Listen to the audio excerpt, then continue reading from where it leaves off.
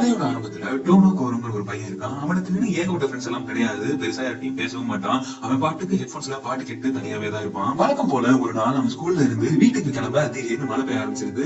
சரின்னு சொல்லிட்டு அவங்க கிட்ட இருந்த ஒரு கொடையை கையோட எடுத்துக்கிட்டு எப்பவும் போல ரயில்வே ஸ்டாப்பிங்ல வெயிட் பண்றான். அப்போ அங்க ஒரு பொண்ணு மழையில ஃபுல்லா நனைஞ்சு ட்ரெஸ் எல்லாம் ஈரமாகி கையில ஒரு பேக்கோட உட்காந்துருக்கிறத பாக்க அதே நேரத்துல சைட்ல இருந்த மைக்ல அடுத்து வர வேண்டிய ட்ரெயின் எதிர்பாராத காரணங்களால 30 நிமிஷம் டிலே ஆகுது அப்படின்னு சொல்லிட்டு அனௌன்ஸ்மெண்ட் பண்றாங்க. அதை கேட்டதான் அந்த பொண்ணு அப்படின்னு சொல்லிட்டு உச்சிக்கொட்ட அவன் அவளை பாக்குறான். என்னன்னு அந்த பொண்ணு கேட்க, இல்ல ஒண்ணும் இல்ல அப்படின்னு சொல்றான். அப்புறம் ஏன் ஒரு மாதிரி பார்த்தா அப்படின்னு சொல்லிட்டு கேட்க, இல்ல இங்க ட்ரெயின் டிலே ஆகுறதுலாம் சாதாரணமான விஷயம், அடிக்கடி நடக்கிறதா. ஆனா நீ ரியாக்ட் பண்ணதை பார்த்தா இந்த ஊருக்கு நீ புதுசு போல அப்படின்னு சொல்லிட்டு அவன் சொல்ல, அதை கேட்டதும் அந்த பொண்ணு எதுவும் பேசாம அமைதியாகிறா. அப்போ அவன் கிட்ட இருந்த கொடையை நீட்டி, இந்த இதை வாங்கிக்கோ அப்படின்னு சொல்லிட்டு அவன் சொல்றான். அதை பார்த்ததும் இதை எதுக்கு எனக்கு கொடுக்குற, என்ன நல்லவங்க நடிக்க பாக்குறியா, இதை நான் வாங்கிட்டா நீ என்ன பண்ண போற அப்படின்னு சொல்லிட்டு அவ கேட்க, இல்ல என் வீடு இங்க பக்கம் நான் போய்ப்பேன், ஆனா நீ மழையில நினைச்சு உடம்பு சரியில்லாம போயிருக்கா, உன்னை நினைச்சு உன் அப்பா அம்மா வருத்தப்படுவாங்களா அப்படின்னு சொல்லிட்டு அவ சொல்ல, அப்போ உன் அப்பா அம்மா உன்ன நினைச்சு வருத்தப்பட மாட்டாங்களா அப்படின்னு சொல்லிட்டு அவ கேட்கிறா.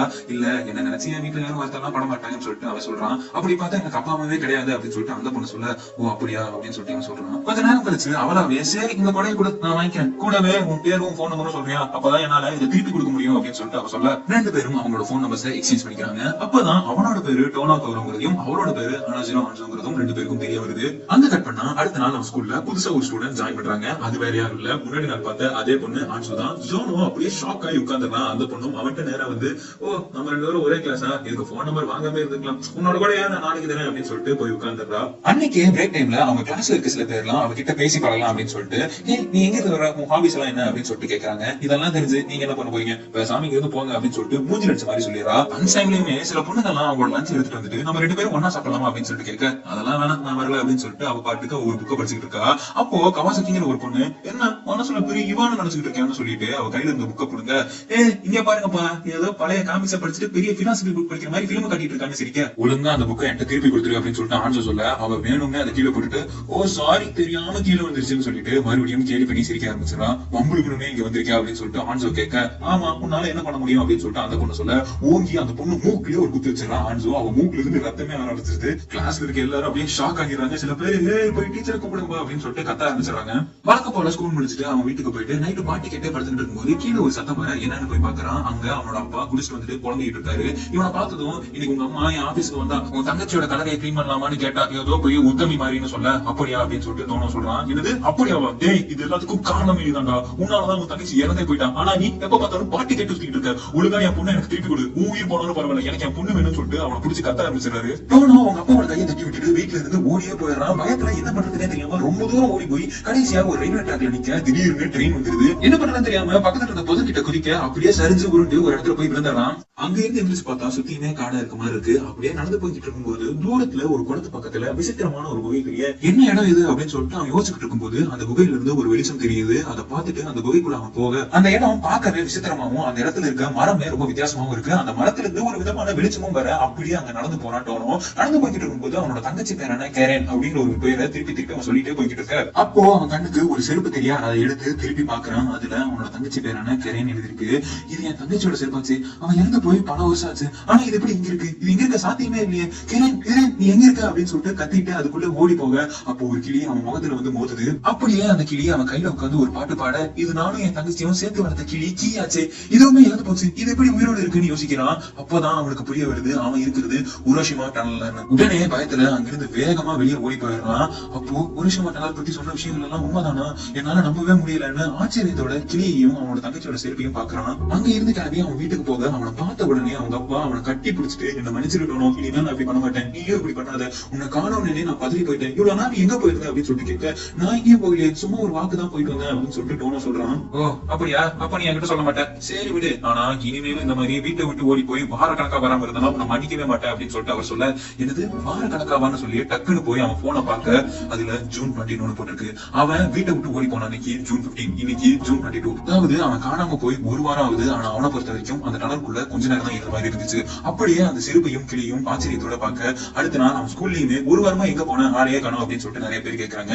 ஒன்னும் இல்ல உடம்பு சரியில்லாம போயிடுச்சு அப்படின்னு சொல்லிட்டு அவனும் சமாளிச்சிடறான். அப்போ ஆன்சோ அங்க வர, ஓ ஒரு வழியா நீங்க ஸ்கூலுக்கு வந்துட்டியா, சரி நாளைக்கு வருவியா அப்படின்னு சொல்லிட்டு கேட்க, வருவேன் அப்படின்னு சொல்லிட்டு சொல்றான். அப்ப சரி நாளைக்கு உன் கொடையை கொடுத்துறேன் அப்படின்னு சொல்லிட்டு அவ போயிடுறா. அன்னைக்கு சாயங்காலமும் அதே டனலுக்கு போய், இது ஒண்ணு கனவு இல்ல, இது உண்மையான ஒரு விஷயம் தான், இது மூலியமா இறந்து போன என் தங்கச்சியை திருப்பி உயிரோட கூட்டிட்டு வர முடியும்னு மறுபடியும் அதுக்குள்ள நடந்து போக, அப்போ இது என்ன இடம் அப்படின்னு சொல்லிட்டு ஆன்சோ பின்னாடி நின்று பேசுற குரல் கேட்டு கேட்டு திரும்பி பாக்குறான். அவ அங்க நிக்கிறா. நீ எப்படி இங்க வந்த? சீக்கிரமா நம்ம இங்கிருந்து வெளியே போகணும்னு சொல்லிட்டு அவளை கூட்டிட்டு அங்கிருந்து வேகமா ஓடி வந்துடுறான். ஆமா இப்ப என்னாச்சு அப்படின்னு சொல்லிட்டு ஆன்சு கேட்க அவளுக்கு எல்லாத்தையும் சொல்லி புரிய வைக்கிறான் டோனோ.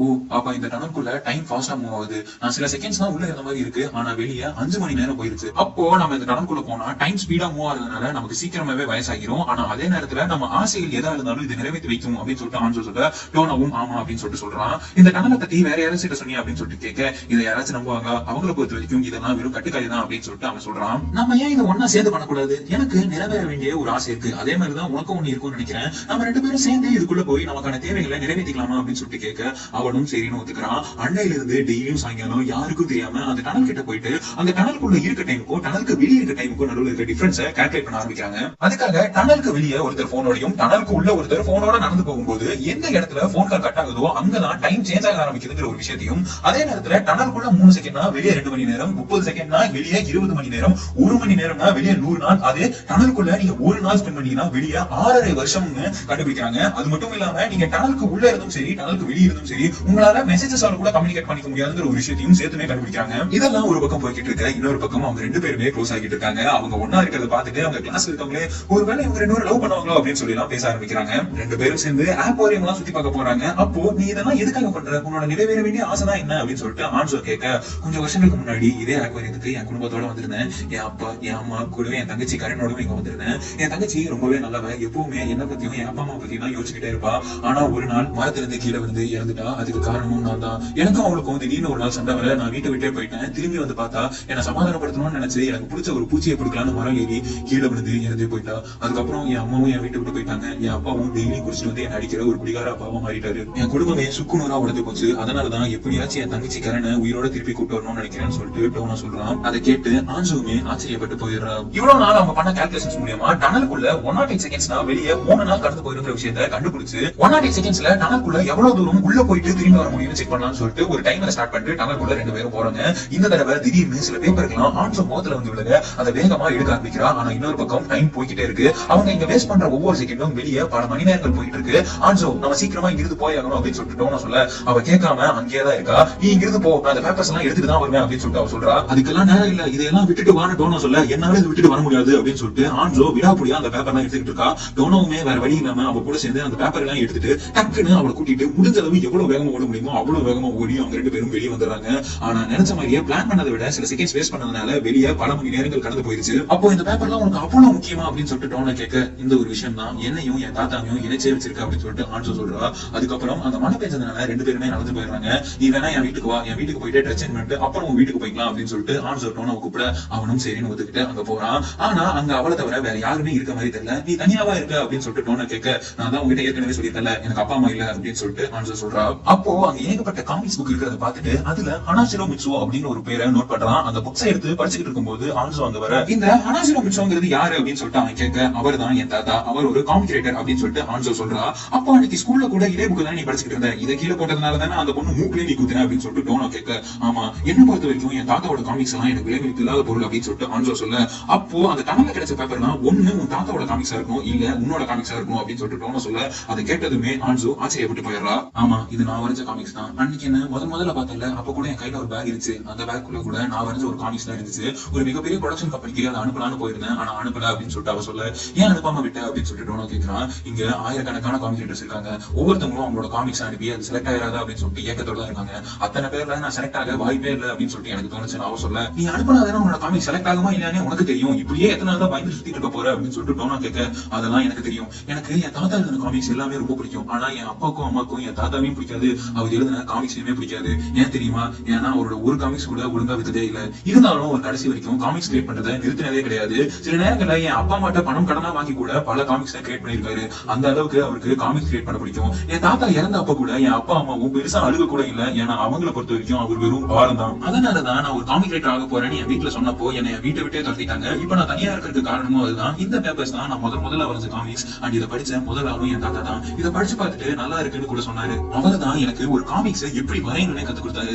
ஆனா இந்த பேப்பர்ஸ் எல்லாம் பார்த்தேன் என் அப்பா அதை கிழிச்சு போட்டுட்டு நீயும் தாத்தா மாதிரி தான் ஆகணும்னு நினைக்கிறேன்னு சொல்லி எனக்கு திட்டினாரு. ஏன்னா என் தாத்தா எழுதின எந்த காமிக்ஸுமே ஃபேமஸும் ஆகல, அதுல இருந்து அவர் பெருசா சம்பாதிக்கவும் இல்ல. அதனாலதான் ஒரு வருஷம் மட்டனால்ட்ட நான் ஒரு மிகப்பெரிய காமிக் ரைட்டர் ஆகிறதுக்கான டேலண்ட் எனக்கு வேணும் அப்படின்னு சொல்லிட்டு வேண்டிக்க போறேன் அப்படின்னு ஆன்சோ சொல்றா. அதை கேட்டோம், நீ அனுப்பாம விட்ட காமிக்ஸை எனக்கு காமிக்கிறியா, நான் பாக்குறேன் அப்படின்னு சொல்லிட்டு கேட்க, அதெல்லாம் முடியாது, என்ன பொறுத்த வரைக்கும் அது நல்லாவே இருக்காது, அதுல எதுவுமே ஒழுங்கா டிசைன் பண்ணல, கேரக்டரும் சரி ஸ்கிரீன் பிளேவும் சரி எதுவுமே நல்லா இருக்காது அப்படின்னு சொல்லிட்டு அவ புலம்ப, அதெல்லாம் நீ கூட படிச்சு பார்த்துட்டு நான் சொல்றேன் அப்படின்னு சொல்லிட்டு அதை வாங்கி படிக்க ஆரம்பிக்கிறான். கொஞ்ச நேரத்திலே அதை ஃபுல்லா படிச்சுட்டு இது ரொம்பவே நல்லா இருக்கு அப்படின்னு சொல்லிட்டு நானும் சொல்ல, அதை கேட்டதும் ஆன்சோ ரொம்ப சந்தோஷமாகிறா. இருந்தாலும் இந்த உலகத்துல என் பேர் நினைச்சு நிக்கணும்னா எனக்குன்னு ஒரு ஸ்பெஷல் டேலண்ட் வேணும், அதுக்காக வச்சு நான் அந்த ஒரு வருஷம் டனலுக்குள்ள போகணும் அப்படின்னு சொல்லிட்டு அவ சொல்ல, அதை கேட்டோம் என்ன பொறுத்த வரைக்கும் உனக்கு ஏற்கனவே அந்த ஸ்பெஷல் டேலண்ட் இருக்கு, நீ அந்த டனலுக்குள்ள போய் தான் ஆகணும்னு அவசியமே இல்லை அப்படின்னு சொல்லிட்டு அவன் சொல்ல, இல்ல அப்படி கிடையவே கிடையாது, நான் பார்த்ததுலேயே ஸ்பெஷலான பர்சன் நீ மட்டும் தான், உன்னை பொறுத்த வரைக்கும் உன் தங்கச்சியை காப்பாத்திருக்காங்க, நீ என்ன வேணா பண்ணுவ, எதை வேணா இழக்க துணிவேன்னு சொல்லிட்டு அவன் பக்கத்துல போய் நான் உன் கூட எப்பவுமே இருக்கணும்னு ஆசைப்படுறேன், அதனாலயும் நான் உன் கூட அந்த டனலுக்கு நான் வரணும்னு நினைக்கிறேன், அடுத்த தடவை உன் தங்கச்சியை உயிரோட திருப்பி கூட்டிட்டு வரக்காகவும் எனக்கு இன்னும் ஒரு ஸ்பெஷல் டேலண்ட் கிடைக்கிறக்காகவும் அந்த டனலுக்குள்ள போகணும்னு சொல்ல,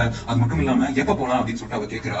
ஆகஸ்ட் 22 அப்படின்னு சொல்லிட்டு அவன் சொல்றான். ஏன் அந்த நாளை சூஸ் பண்ண அப்படின்னு சொல்லிட்டு ஆன்சோ கேட்க, அன்னைக்குதான் என் தங்கச்சி கரண் இறந்து போன நாள் அப்படின்னு சொல்லிட்டு அவன் சொல்றான். இன்னொரு பக்கம் டோனோட அப்பா புதுசா ஒரு பொம்பளையை கூட்டிட்டு வந்து இனிமேல் இவங்க தான் உன்னோட புது அம்மான்னு சொல்லிட்டு குடிச்சிட்டு கும்மால அடிச்சுட்டு இருக்க, தன்னோட தங்கச்சி இறந்து போனதுல இருந்து இன்னும் மீண்டு வரல, ஆனா இவர் இப்படி எல்லாம் பண்ணிக்கிட்டு இருக்காருன்னு சொல்லி கரேனோட போட்டோ பார்த்துட்டு அழுதுட்டே அவன் ரூமுக்கு போயிடலாம். அன்னைக்கு நைட்டு முழுக்கவே கரேனை நினைச்சு அவன் அழுதுகிட்டே தான் இருக்கான். அடுத்த நாள் உன்ட்டு ஒரு விஷயம் பேசணும் அப்படின்னு சொல்லிட்டு ஆன்சோ கூட இவனும் போறான். அன்னைக்கு நீ படிச்ச என்னோட அந்த காமிக்ஸ் ஒரு ப்ரொடக்ஷன் கம்பெனிக்கு சும்மா அனுப்பி பார்க்கலாம் அப்படின்னு சொல்லிட்டு அனுப்பினேன். அப்போ அதை பார்த்துட்டு அங்க வேலை செய்யற ஒரு எடிட்டர் எனக்கு கால் பண்ணியிருந்தாரு, அவருக்கு அந்த காமிக்ஸ் ரொம்பவே பிடிச்சு போச்சான், அவரோட சேர்ந்து ஒர்க் பண்ண ஒரு சான்ஸ் தரேன் அப்படின்னு சொல்லிட்டு சொல்லியிருக்காருன்னு ஆன்சோ அவங்க கிட்ட சொல்ல, அப்படியா இது ரொம்பவே நல்ல விஷயமாச்சு, ஃபைனலா உங்க திறமைக்கான ஒரு ரெகக்னிஷன் கிடைக்க ஆரம்பிச்சிருக்கு அப்படின்னு சொல்லிட்டு டோனோ சொல்றான். இதை எப்படி எடுத்துக்கிறதுன்னு கூட எனக்கு தெரியல, சரி அதை விட பிளான் பண்ண மாதிரி நாளைக்கு நம்ம ரெண்டு பேரும் அந்த ஒரு வருஷம் டனலுக்குள்ள போறோம் தானே அப்படின்னு சொல்லிட்டு ஆன்சோ கேட்க, இல்ல அதை பத்தி நான் திருப்பி யோசிக்க வேண்டியது இருக்கு, அது மட்டும் இல்லாம உனக்கு கிடைச்சிருக்க இந்த ஒரு வாய்ப்பு ரொம்பவே முக்கியமான விஷயம் அப்படின்னு சொல்லிட்டு டோனோ சொல்ல, என்ன சொல்ற வித்தியாசமா பேசிக்கிட்டு இருக்க, நம்ம ரெண்டு பேரும் ஒன்னா சேர்ந்து உள்ள போற மாதிரி தான் பிளான் பண்ணோம், அந்த முடிவுல நான் தெளிவா தான் இருக்கேன் அப்படின்னு சொல்லிட்டு அவ சொல்ல, உண்மையாலுமே நீ தெளிவா தான் இருக்கேன் அப்படின்னு சொல்லிட்டு டோனோ கேட்க, அவ அப்படியே அமைதியாயிரா. ஒரு மாதிரி குழப்பத்தோட இப்ப இந்த காமிக் சான்ஸ் வச்சுக்கிட்டு நான் என்ன பண்றதுன்னு எனக்கே தெரியல அப்படின்னு சொல்லிட்டு ஆன்சோ பண்ணுவ, சரி விடு எதா இருந்தாலும் சாப்பிட்டு பொறுமையா யோசிக்கலாம்னு சொல்லிட்டு ரெண்டு பேரும் சாப்பிட ஆரம்பிக்கிறாங்க. அதுக்கப்புறம் அவங்க முதல்ல மீட் பண்ண அதே ரயில்வே ஸ்டேஷனுக்கு ரெண்டு பேரும் போக, அன்னைக்கு நடந்த மாதிரியே சைடுல இருந்த மைக்ல எதிர்பாராத காரணங்களால ட்ரெயின் 30 மினிட்ஸ் டிலே ஆகுதுன்னு சொல்லி அறிவிக்கிறாங்க. டோனோவும் எந்திரிச்சு போய் ஒரு பூவை கையில எடுத்துக்கிட்டு அவங்க ஃபர்ஸ்ட் டைம் மீட் பண்ணப்போ என்ன பேசினாங்களோ அதையே பேசி அந்த பூவை அவகிட்ட நீட்டி இந்த கொடையை வாங்கிக்கோ அப்படின்னு சொல்ல, ஆன்சோவும் அன்னைக்கு பேசின மாதிரியே என்ன நல்ல மாதிரி நடிக்க பாக்குறியா அப்படின்னு சொல்லிட்டு பேசிட்டு அன்னைக்கு என்னென்னலாம் பேசினாங்களோ அதையே திருப்பி பேசுறாங்க. கொஞ்ச நேரத்திலேயே ரெண்டு பேரும் சேர்ந்து அன்னைக்கு நடந்ததெல்லாம் நினைச்சு சிரிக்கவே ஆரம்பிச்சிடறாங்க. அப்போ ஃபர்ஸ்ட் டைமா அவன் சிரிக்கிறத பார்த்து ஆன்சோ, நீ சிரிக்கும் போது கொஞ்சம் அழகா இருக்கு அப்படின்னு சொல்ல, நீயும் தான் அப்படின்னு சொல்லிட்டு டோனோ சொல்றான். அடுத்த நாள் டோனோட்ட இருந்து ஆன்சோக்கு எந்த ஒரு மெசேஜும் வராததுனால அவன் வீட்டுக்கு போய் பார்க்கலாம் அப்படின்னு சொல்லிட்டு போறா. அப்போ அவன் அப்பா தான் கதவை திறக்கிறாரு. அவன் எங்க போனானே தெரியலமா, இப்படிதான் திடீர்னு காணாம போயிருவான், அப்புறம் ஒரு வாரம் கழிச்சு திருப்பி வீட்டுக்கு வருவான் அப்படின்னு சொல்லிட்டு சொல்ல, அப்பதான் அவளுக்கு புரிய வருது டோனோ அவளை விட்டுட்டு தனியா ஒரு வருஷமா டனலுக்குள்ள போயிட்டான்னு. இவனும் வேகமா அந்த டனலை நோக்கி ஓடி போறா. அப்போ டோனோட்ட இருந்து அவளுக்கு ஒரு மெசேஜ் வருது. அதுல இந்த மெசேஜ் வந்து சேரும்போது, நான் ஒரு வருஷமா டனலுக்குள்ள இருப்பேன், இது தெரிஞ்சதும் நீ கண்டிப்பா கோபத்தோடவும் சோகத்தோடவும் தான் இருப்ப, ஆனா என்ன பொறுத்த வரைக்கும் உங்ககிட்ட ஏற்கனவே ஒரு ஸ்பெஷல் டேலண்ட் இருக்குன்னு தான் சொல்லுவேன், அதனாலதான் நீ இந்த டனலுக்குள்ள வரக்கூடாதுன்னு நான் நினைச்சேன். அது மட்டும் இல்லாம உன்னோட காமிக்ஸ் எனக்கு ரொம்ப பிடிச்சது, அதனால நீ தொடர்ந்து காமிக்ஸ் கிரியேட் பண்ணிட்டே இருக்கணும்னு சொல்லி தான் நான் ஆசைப்படுறேன். அது மட்டும் இல்லாம இன்னொரு விஷயமும் நீ புரிஞ்சுக்கணும், ஒரு வருஷமா டனல்ங்கிறது நீ கேட்கிற எல்லா விஷயத்தையும் தராது, ஆனா நீ தொலைச்ச ஒரு விஷயத்த உனக்கு திருப்பி தரும். நீ இந்த டனலுக்குள்ள வரதுனால உனக்கு எந்த ஒரு பயனுமே கிடையாது, ஏன்னா உங்ககிட்ட அந்த ஸ்பெஷல் டேலண்ட் ஏற்கனவே இருக்கு. நான் உங்ககிட்ட ஒரே ஒரு விஷயம் தான் கேட்கிறேன், சோ நீ இந்த காமிக்ஸ் கிரியேட் பண்றது இது தெரியவே கூடாது, என்ன ஆனாலும் அதை நீ பண்ணிட்டே இருக்கணும். இன்னைக்கு ஒரு நாள் நான் இந்த டனலை விட்டு வெளியே வரணும், அன்னைக்கும் உன்னோட காமிக்ஸ் இந்த ஊருக்குள்ள நிலைச்சு நிக்கணும், எல்லாரும் அந்த காமிக்ஸை பத்தி பேசணும், நானும் அந்த காமிக்ஸை படிச்சு சந்தோஷமா இருக்கணும் அப்படின்னு சொல்லிட்டு பாய் அப்படின்னு அந்த மெசேஜ் முடிக்கிறான். அதை பார்த்த உடனே என்ன ஏன் விட்டுட்டு போனேன், என்ன ஏன் ஏமாத்திட்டு போனேன், நம்ம ரெண்டு பேரும் ஒண்ணு உள்ள போறதா தான் இருந்துச்சு, என்ன ஆனாலும் உன் கூட கடைசி வரைக்கும் இருக்கணும்னு ஆசைப்பட்டேன், ஆனா என்னை இப்படி ஏமாத்திட்டே அப்படின்னு சொல்லிட்டு கதறி அழுகிறான் ஆன்சோ. இன்னொரு பக்கம் டோனோ அவனோட போனை தூக்கி வீசிட்டு ஒரு வருஷமா டனலுக்குள்ள நடக்க ஆரம்பிக்கிறான். ரொம்ப நேரம் ஆகுது, பல மணி நேரங்கள் கடந்து போகுது, ஆனா அவன் மனசுக்குள்ள கரெக்ட் அப்படிங்கிற ஒரு வார்த்தை மட்டும் ஒழிச்சுக்கிட்டே இருக்கு. பல மணி நேரம் ஆனாலும் இன்னைக்கு எப்படியாவது நான் கரெக்ட் உயிரோட திருப்பி கொண்டு போயிடணும்னு சொல்லிட்டு விடாமுயற்சியோட நடந்து போய்கிட்டே இருக்கான். அப்போ திடீர்னு தூரத்துல ஒரு ஒளி தெரிய அந்த ஒளிக்கிட்ட வேகமா ஓடி போய் பாக்குறான். அது ஏதோ பார்க்க கதவு மாதிரி இருக்க, டோனோவும் அதை திறந்து உள்ள போக கண்ணை முடிச்சு பார்த்தா ஒரு ரூம்குள்ள இருக்க மாதிரி இருக்கான். அவன் உடம்புமே பார்க்க சின்ன பையன் மாதிரி இருக்கு. அப்ப அவன் தங்கச்சி கையில ஜூஸ் கிளாஸோட என்னாச்சு அப்படின்னு சொல்லிட்டு கேட்க, இல்ல ஒரு விசித்திரமான கனவு கண்ட அப்படின்னு சொல்லிட்டு சொல்றான். எந்த மாதிரி கனவு அப்படின்னு சொல்லிட்டு அவ கேட்க, மறந்துட்டேன் அப்படின்னு சொல்லிட்டு சொல்லிடுறான். அதுக்கப்புறம் அவங்க ரெண்டு பேரும் சேர்ந்து ஒன்னா ஜூஸ் குடிச்சிட்டு இருக்கும்போது அவனோட தங்கச்சி கரேன் ஓடி போய் ஒரு பாக்ஸ் எடுத்துட்டு வந்து காமிக்கிறான். அதுல டோனோக்கு பிடிச்ச பூச்சியான ரைனோசரஸ் பீட்டில் இருக்கு. அதை பார்த்ததும் டோனோ ஆச்சரியப்பட்டு போயிடுறான். உனக்காக தான் நான் இதை பிடிச்சிட்டு வந்தேன் அப்படின்னு சொல்லிட்டு கரேன் சொல்ல, அப்படியா இது எங்க பிடிச்சிட்டு வந்த அப்படின்னு சொல்லிட்டு அவன் கேட்கறான். அதை சொன்னா நீயும் போய் அப்புறம் அங்க தேட ஆரம்பிச்சிருவேன், அதனால நான் சொல்ல மாட்டேன் அப்படின்னு சொல்லிட்டு ரெண்டு பேரும் சிரிக்கிறாங்க. அப்போ டோனோ சைட்ல இருக்க கண்ணாடியை பார்க்க அதுல அவனோட முகம் பழையபடி இருக்கு. அப்பதான் அவனுக்கு புரிய வருது இது எல்லாம் ஒரு வருஷம் நடக்குதுன்னு. பதட்டத்துல டக்குன்னு எந்திரிக்க டேபிள் மேல அவன் அவன் தூக்கி வீசுற போன் இருக்கிறத நோட் பண்றான். இதெல்லாம் நான் தூக்கி வீசுறேனே, இது எப்படி இங்க வந்துச்சுன்னு அதை எடுத்து பார்க்க அதுல ஆன்சு அவனுக்கு அனுப்பின மெசேஜஸ் எல்லாம் வருது. அவன் டனல்குள்ள வந்ததுக்கு அப்புறமும் கூட ஆன்சு இவனுக்கு மெசேஜ் அனுப்பிட்டே தான் இருந்திருக்கா. வருஷங்கள் எத்தனையோ கடந்து போனாலும் டோனோக்கு மெசேஜ் அனுப்புறத ஆன்சு நிறுத்தவே இல்ல.